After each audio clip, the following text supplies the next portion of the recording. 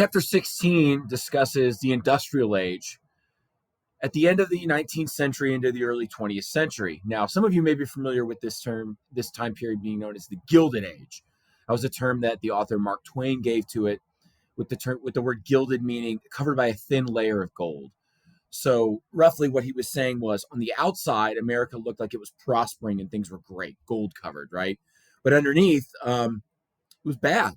And so when you look at this chapter, you're going to be sort of asked, was this industrial growth of these entrepreneurs, these powerful businessmen, they were sometimes called captains of industry, or in other terms, in other phases, they were called robber barons, the Andrew Carnegies, the John D. Rockefellers, the J.P. Morgans, the Cornelius Vanderbilts, the James Marsh Reiches, the James Buchanan Dukes. These are names you've heard. Their names are all over buildings throughout the United States. Their names are all over streets. And so their philanthropy, you can see in the world today. But who were these guys, and how did they amass these massive fortunes in the late 19th and early 20th century? Now, some would say they were just really smart businessmen who took a market that was unregulated by the federal government. The federal government took what they call a laissez-faire approach to regulating the economy, this true free market, free enterprise, capitalistic system that the United States had, and told businesses essentially survival of the fittest. If you can be the best businessman, the smartest guy, and sell the most products and pay your workers as least as you possibly can, and drive your competitors out of business and create a monopoly in the marketplace, well, then good for you. Remember, the late 19th century is right around the time that Charles Darwin publishes his Origin of Species. And a lot of people are starting to look at this survival of the fittest, that somehow the strongest are the strongest and the weak are the weak. And that's just the way of the world. And that you don't want any sort of arbitrary outside force intervening to, quote unquote, level the playing field. And you see guys like John Rockefeller saying, God made me stronger and God gave me the ability to be rich. And so I don't want to hear anybody criticize me for being, quote unquote, too rich. We hear that a lot today, right? The rich are too rich. They need to pay their, quote unquote, fair share, right?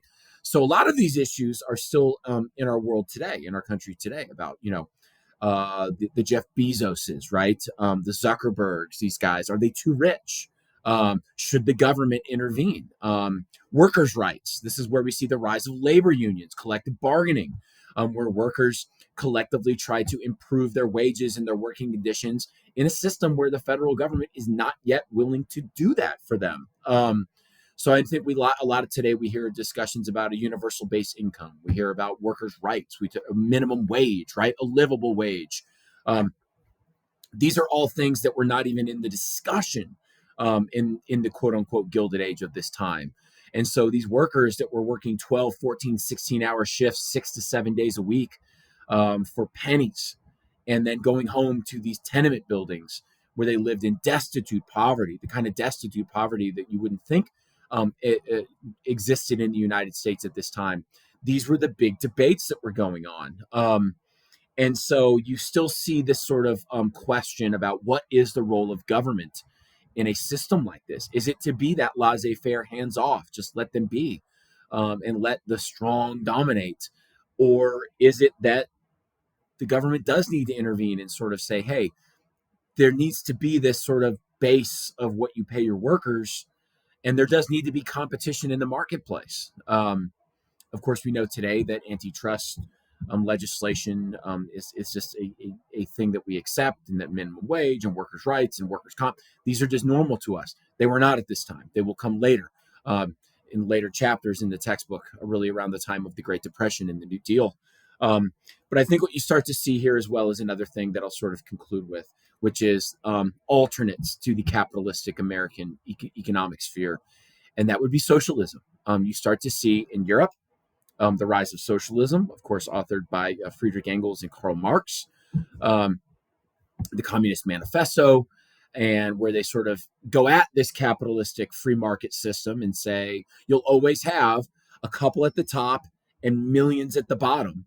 And so without a government that's willing to rectify that, they proposed this socialistic system in which the government controlled all of the businesses, and would sort of facilitate the survival, quote unquote, of the people at a livable existence of housing and food and wages, et cetera, et cetera.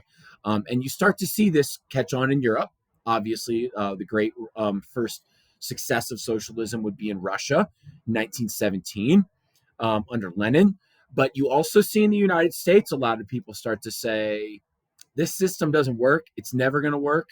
And I'm open to other ideas. You see a rising labor union leader who becomes a socialist leader, known as Eugene V. Debs, who says this system is broken, it's corrupt. The government will never intervene and help the worker because they're on the payroll of the wealthy.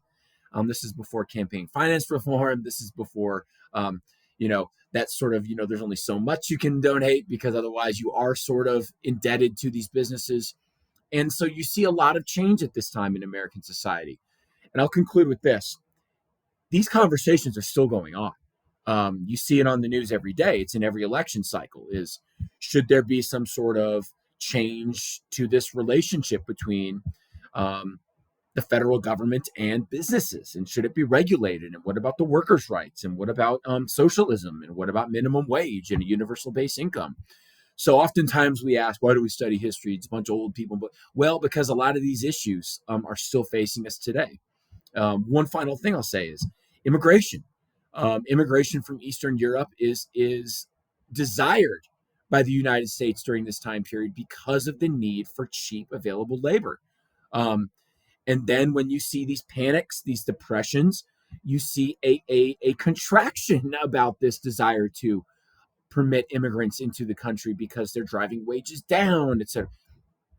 This is another issue, in case you've been alive in the last 20 years. Immigration is still an issue that is hotly debated in this country.